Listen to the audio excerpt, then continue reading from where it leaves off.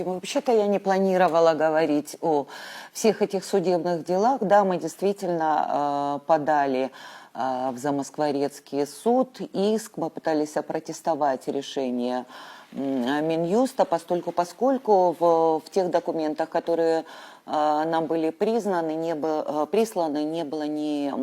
почти ни одного слова правды, ну, если не считать года там рождения и каких-то вот таких вот данных.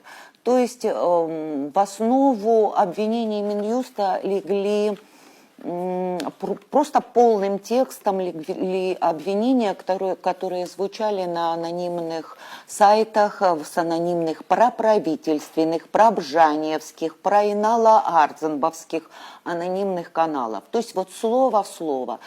Знаете, вот, к сожалению, я никогда не была в Америке, но вот почему-то анонимы уверены, что я закончила в школу в Америке. И это же утверждает Минюст России. Таких абсурдных вещей там достаточно много, мне даже не хочется их воспроизводить. Тебе там 117 лет, кстати. Да, и там не очень много лет, конечно же, да. И вот как бы на основании этого мы попытались опротестовать все это. То есть, абсурд. Мне казалось, что можно приложить справку о моих доходах, тем более, что СГБ Абхазии прошерстила мои счета моей дочери, вывернула все, что возможно было еще до выборной период. В конце концов, есть счета нужной газеты. То есть те же анонимные сайты все время утверждали, что нужная газета существует за счет иностранного финансирования. Нужная газета никогда ни одной копейки иностранного финансирования не имела. Какие-то вот еще... Это тоже проверяемо. То есть есть счета нужной газеты. Я не могу эти деньги в свой карман. По международные организации, которые здесь работают, очень тщательно следят за финансовой дисциплиной. Они присылают аудиторов, они проверяют. То есть это не Шарашкина какая-нибудь контора. Да? На самом деле вся эта информация известна. То есть эти данные мы попытались приложить, чтобы опротестовать то решение, которое принял Минюст. Конечно, наши иски рассматривать не стали. Вот как бы это, наверное, все, о чем я бы хотела сказать. Еще хотела бы сказать, что те же самые анонимные каналы, которые работали тогда, которые поливали грязью не только нас, а многих граждан Абхазии, они по-прежнему продолжают работать на правительство. Я недавно промониторила ситуацию и поняла, что у них позиция не изменилась. Они хвалят тех же людей и ругают тех же людей, там, не Исфаржба, Кана они как-то там оскорбительно называют. Ну, я, конечно, просто королева. У них мне действительно приятно. Вы знаете, я в таком возрасте, что мне уже приятно, когда обо мне так много говорят. Но сказать я хотела вообще не об этом, если можно, да, как у нас там со временем. Да, пожалуйста. Я постараюсь сделать это быстро, потому что я сделала наброски, чтобы не отклоняться от темы. И я буду говорить о смысле репрессий, которые обрушились на нашу страну во время президентских выборов. О кратковременных целях, заточенных под личные интересы отдельных людей, находившихся и находящихся сегодня во власти. Хотите, определите эту цель как апартаменты, как инвестсоглашение, передачу абхазских земель в собственность иностранного государства или олигархов, неважно, как их определить. Смысл у всех этих действий один – девальвация идеи абхазской государственности. Понятно, что для достижения такой цели необходимо было решить ряд задач. Подмять под себя правоохранительные органы, правосудие, зачистить информационное поле, уничтожить альтернативное мнение и подавить свободомыслие в любом виде. То есть оппозиция и независимые СМИ надо уничтожить, и жизнь сразу превратилась. Да и мы, собственно говоря, уже видим по информационным сегодняшним агентствам, как она сразу превратилась в сплошной праздник, заиграла новыми красками. Мне бы не хотелось, конечно, отклоняться от темы, но я все-таки скажу. Не могу я это не отметить, что отсутствие конкуренции, я имею в виду вычленение, выбивание независимых СМИ с информационного поля, пагубно сказывается и на государственных СМИ, которые превратились в безликих копирайтеров и, по сути, ретранслируют официальную информацию пресс-служб. Я Но понимаю, что вы это ведь немного... продолжаете работать Вы же... тоже, да? То Я есть от нет, того, я что не вы стали- продолжаю работать, в отличие от Нисвы, я не Почему? продолжаю Разве работать. вы не пишете? Разве нужна газета? Мне кажется, я читаю ее. Ну, тогда открой сайт нужной газеты и посмотри. Нужная газета не В телеграм-канале я вроде В бы, телеграм-канале это не я. Но это другая, в общем-то, тема профессиональной деградации и этики, о которой не мешало задуматься не только задуматься всем гражданам Абхазии. Возможно, на телевидении следовало бы провести по этому поводу очень серьезные диалоги, потому что обрушение независимых СМИ – это очень серьезная проблема для государства, которое объявляет себя по Конституции демократическим. Но я вернусь к нашим баранам и напомню, что начиналось все с лоббирования проекта закона об иноагентах. Не прошло.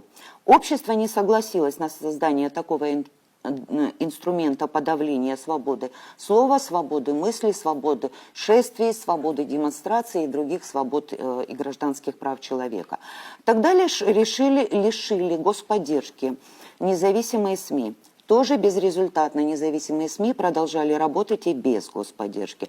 Пошли на откровенную ложь. Добрую половину политически активных граждан страны голословно обвинили в работе на спецслужбы иностранного государства. Тон задавали первые лица государства. МИД так вообще просто из шкурки вылез, сменил свою парадигму, и вместо внешнеполитической деятельности министерство занималось сугубо лоббированием закона об иноагентах и обвинениями в адрес граждан Абхазии. Я думаю, что это времена недавние, и все мы помним, что творил Инал Арценба, эту вакханалию, которую он устроил. Используя абхазские и российские информационные ресурсы, анонимные вбросы проправительственных телеграм-каналов, они подготовили почву для репрессий, которые произошли вот полгода назад.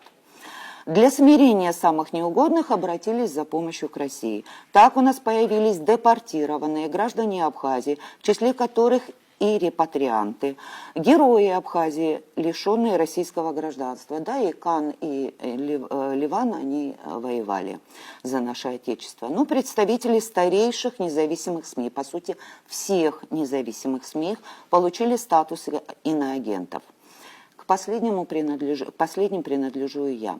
И, конечно, возникает вопрос, а есть эффект у всех этих выборочных и репрессий? Конечно, есть. Страх попасть под жернова истории. Простым людям всегда это очень страшно. Поэтому мы видим, как замолчала оппозиция. Независимые СМИ, которыми мы так гордились. Я вам напомню, что 10 лет назад наши президенты, выступая с различными речами, говорили о том, что, с гордостью говорили, о том, что в Абхазии существуют независимые СМИ. Мы знаем, что иностранные журналисты, приезжая к нам, всегда очень удивлялись и восхищались тем, что у нас существует независимая пресса. Да, остановлен процесс репатриации. Гражданское общество запугано и боится даже размышлять на темы болезненные и актуальные для нашей страны. Сегодня власть вроде как сменилась, но по всем признакам это продолжатели дела Бжаня. Их активное нежелание защищать конституционное право граждан страны говорит о том, что курс на уничтожение Абхазии, которая задумывалась ее основоположниками как демократическое независимое государство, продолжается. Я недавно просмотрела поручения президента, о которых очень много сегодня говорят, да, их обсуждают, в том числе в какой-то такой неописуемый восторг пришли даже некоторые бывшие представители оппозиции, да, и я хотела бы обратить внимание, да, там говорится об экономике, о сельском хозяйстве, но там ни слова не сказано в защиту прав граждан Абхазии, а это первейшая задача президента. Сегодня за пределами Абхазии находится огромное количество многодетных матерей, которым нужна помощь. Эту помощь ни в одном поручении Бадры Гумба помощи этим женщинам не присутствует. Я прекрасно понимаю, что значит для нашей небольшой страны наличие сильного стратегического партнера.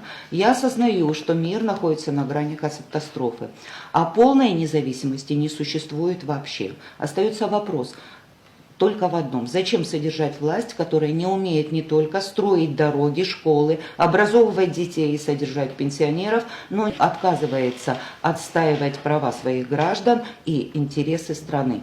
Я мониторила информационные, различные информационные агентства, и мне на глаза попалась информация о том, что в Белоруссии по каким-то там очень сомнительным предлогам осуждены там журналист, какой-то проповедник и так далее. Они обладают двумя гражданствами. Они обладают гражданством Белоруссии и гражданством Польши. Но живут в Белоруссии. Польша вступилась за них. Руководство Польши просто ведет боевые действия. Ну, боевые действия, это я, конечно, говорю в кавычках, с руководством Белоруссии, защищая права своих граждан. Я очень позавидовала польским гражданам. И немного личного. После июльских событий 1989 года меня уволили с работы по требованию грузин. Это было в Абхазской автономии Грузии. Оказывается, я не там была и не с теми находилась с 15 на 16 июля. Спустя 35 лет история повторилась. В независимой республике Абхазия опять выяснилось, что я опять не там и не с теми. И меня по просьбе Бжания признали иноагентом в России. Сменщик Бжания Бадрагунба не возражает. Ему тоже не нужны независимые СМИ, гражданское общество и оппозиция. Роль свадебного генерала пришлась ему по душе. Вот поэтому я больше не думаю, что мое родное государство независимое и демократическое, что наша власть стоит на защите интересов граждан Абхазии. А чем это закончится, совершенно очевидно и без опросов, в которых изучается отношение абхазов к вопросу изменения статуса Абхазии. Но я хочу обратить внимание тех, кто нас сегодня слушает. Я надеюсь, что все-таки случится так, что нас будут слушать по абхазскому телевидению. Не просто так же мы за него боролись. У нас есть некоторые отличия от других стран, где установлен авторитарный режим. Нам, гражданам Абхазии, делать ноги некуда. А у репрессий, как показывает история, не существует предела. Со СМИ и оппозицией они обычно только начинаются, а затем от точечных целей переходят к массовым. Поэтому этот процесс надо остановить, пока не стало поздно. Традиционным абхазским способом, силой всенародного убеждения. Это мое личное мнение. И я считаю, что наши люди не должны игнорировать то, что сегодня происходит. Мы не такое государство планировали строить. Вот то, что мы сегодня имеем, это совершенно не имеет отношения к тем ребятам, которые лежат в парке славы.